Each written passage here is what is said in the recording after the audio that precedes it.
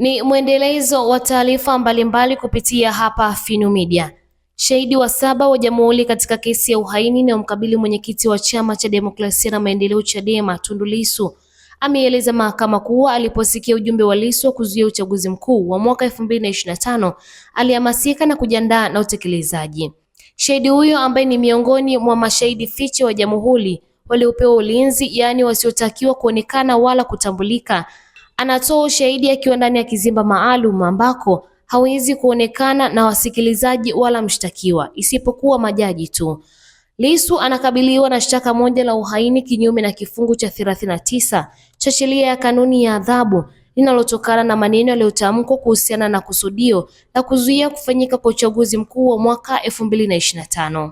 Kwa mujibu wa shahidi huyo, leo Februari 16, 2026, akiongozwa na mwendesha mashtaka wakili wa serikali mkuu ndugu Ignasi Mwinuka, shahidi huyo wa 7 ni mkazi wa Matalawe, Songea, mkoani Ruvuma. Yeye ni fundi umeme na ni mfuasi wa Chadema tangu mwaka 2021 na amekuwa akishiriki katika mikutano mbalimbali ya chama hicho.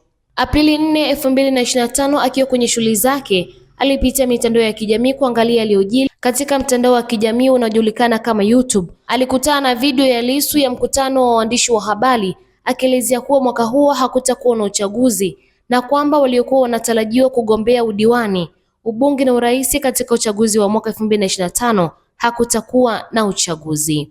Endelea kuwa karibu nasi kwa taarifa zitakazoendelea kujili.